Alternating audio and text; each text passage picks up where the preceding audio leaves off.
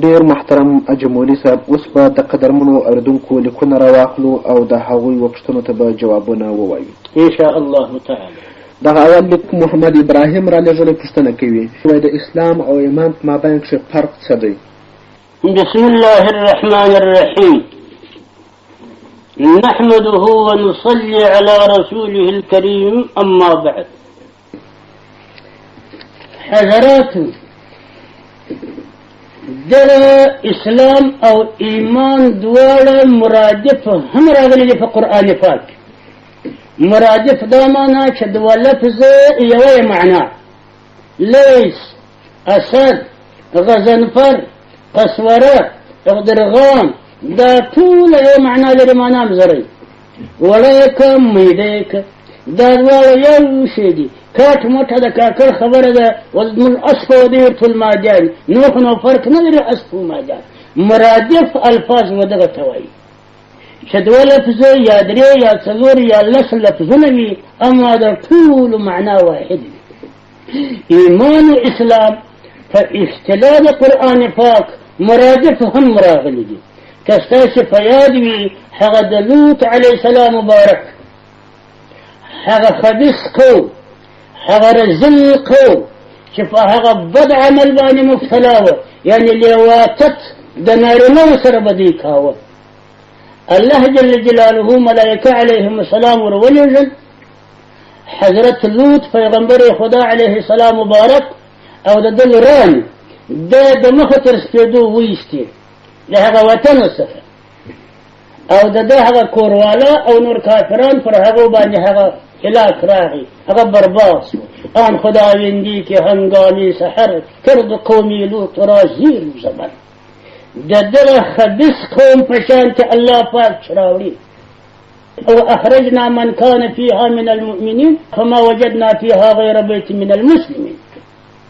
وای هغه چې مؤمنان او هغه چې مسلمانان الله وای هغه مې ویسته، غیر د یوه کور څخه مسلمانان الله وای بل کور نه مسلمان. یعنې کتاب کې راوړي وای هغه دېرش کسان و په قوم کې وای په دا لیواتت اخته وه. نور ګور د قوم د شپې پر تهجد ولا وه، مسلمانان وه، د شپې تهجد یې کاوه، د خدای عذاب فراغی. هغه دېرش کسان ناروا د هغو په خاطر د ګرد قوم برباد. العیاذ بالله دا کتاب غلط دی، اغلط دی. الله دې قبر ونړوي پر هغه چا چې دغسې غلطې جوړاوه. دا د قرآن پاک مقابله ده، د قرآن ضد تقریر یې کړی دي. قرآن پاک وایي وأخرجنا من كان فيها من المؤمنين فما وجدنا فيها غير بيت من المسلمين. يا كور مؤمنان مسلمانان ردوت عليه السلام مبارك بنات شيء دلوا هغني الله ويستر نور قرد دا سر كفار. كتاب دا خبرت كي دون غلط نو فدر آيات مقدس كي كمؤمنين أو مسلمين راغلي دي دا فيو معنا دي. نو إيمان الإسلام مرادف دا منافقان فشان بني أسد بني غطفان دا برال عليه السلام مبارك دي منافقين.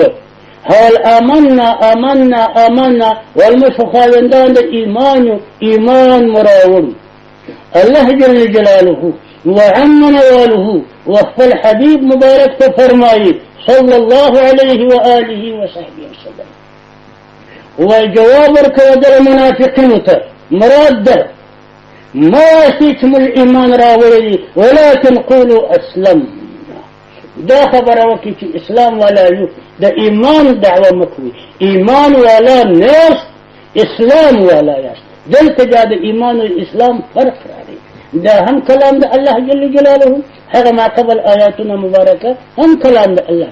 دلت إيمان الإسلام سر جلاك نو حضرات فرق دا غدي. إيمان هذا تصديق قلبي بولي او اسلام عمل دلاشق شوبو. ان الذين امنوا وعملوا الصالحات واسنو هر چیرې چې په قرآن فاتي دا دوی جملې راغلي. الذين امنوا دا ایمان ته اشاره، وعملوا الصالحات دا اسلام ته اشاره. نو کامل مؤمن مسلمان چې عقیده هم صفاوي عمل هم صفاوي. اوس نو که یو سړی عقیده نه لري منافق وي دهري لکه دا زموږ ستاسې هغه اشد کافران چې نن ورځ د دعوت اسلام هم دا کړې ده دا هغه مسلمانان بلل کېږي مؤمنان نه بلل کېږي. ایمان تصدیق قلبي دی. نو په ظاهر المنځ کوي او ژر نشي دعوه د اسلام کوي کلمه وایي اما هلته په حقیقت کې په باطن کې دا د علم بچی دي. دا کسان مؤمنان نه دي مسلمانان دي.